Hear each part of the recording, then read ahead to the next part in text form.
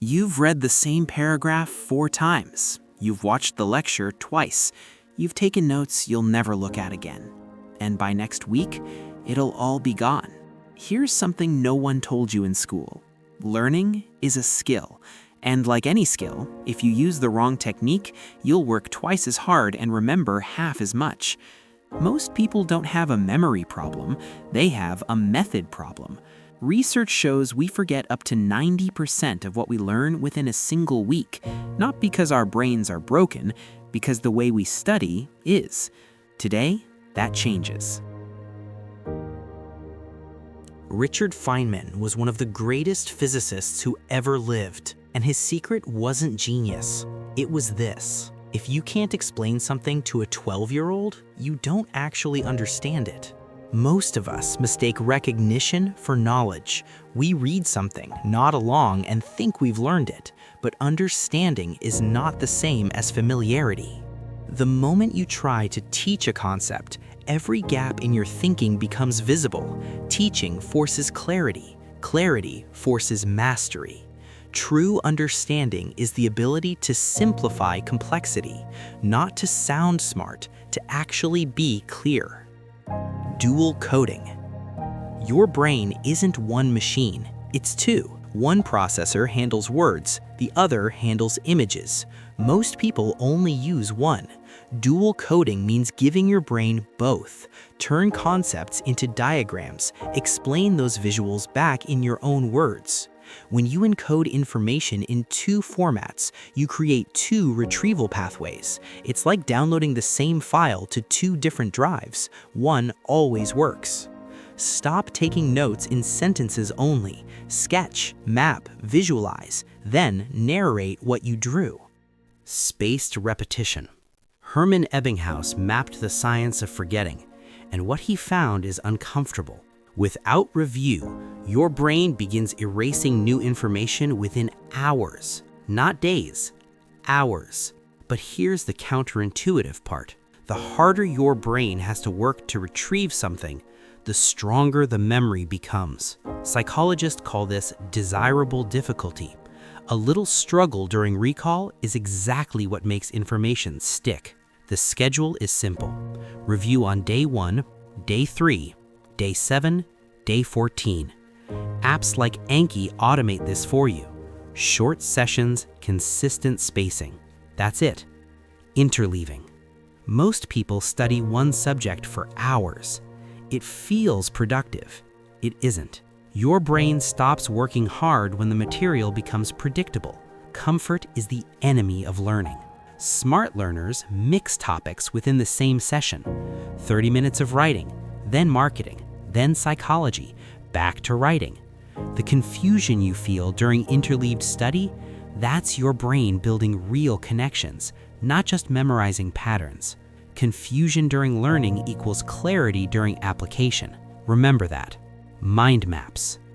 Your brain doesn't think in bullet points. It doesn't think in numbered lists. It thinks in networks, in webs of connected meaning. Linear notes fight the way your brain works. Mind maps work with it. Start with the central concept, branch out with related ideas, and connect everything visually. When you review a mind map, you're not reading, you're remembering the shape of a thought. And shapes are far easier to recall than pages of text. The SQ3R method. Passive reading is one of the biggest learning traps there is. You move your eyes across the page, you turn the pages, you feel like you're learning. You're not. Active reading sticks, and SQ3R is the framework that makes reading active. Survey. Preview the material before you read a word. Question. Decide what you want to understand before you start. Read with those questions in your mind. Recite. Close the book and say back what you learned. Review. Reinforce it regularly. 5 steps. 1 shift. From consuming information to owning it. Chunking. Your working memory can hold roughly 7 pieces of information at once. That's it. Most people try to learn beyond that limit and wonder why nothing sticks. Chunking is the art of grouping. Instead of memorizing 10 isolated facts, you group them into meaningful patterns. Think of a phone number, 555-867-5309. Not 10 digits, 3 chunks. The same principle applies to any skill. Break it into repeatable sequences. Master each chunk, then connect them. Complexity isn't the enemy. Disorganized complexity is. The Pareto principle. Not all knowledge is created equal. 80% of your results in any skill come from 20% of the concepts. Most people never find that 20%. They spend months on advanced techniques before they've mastered the fundamentals. In guitar, chords and rhythm account for the vast majority of playing ability. In writing, clarity and structure account for the vast majority of great content. Every skill has a core. Your job isn't to learn everything. Your job is to find the 20% that moves everything else. Find it, obsess over it, then, and only then, go deeper. Every skill has a moment, a point where the initial excitement fades, where progress stalls, where motivation goes quiet. Most people call this failure. It isn't. The dip is the gateway to mastery. It exists in every language you try to learn, every instrument you pick up, every subject that starts to feel impossible. The people on the other side of the dip, they didn't have more talent. They just didn't quit at the same place everyone else did. Expect boredom. Plan for plateaus.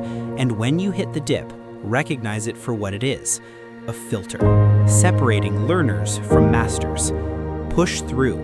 The other side is always worth it. 9 frameworks, not hacks, not tricks, systems built on decades of cognitive science that most schools never taught you. You were never a slow learner. You were using the wrong tools. Now, you have better ones. If this changed how you think about learning, subscribe. The next video is already waiting for you.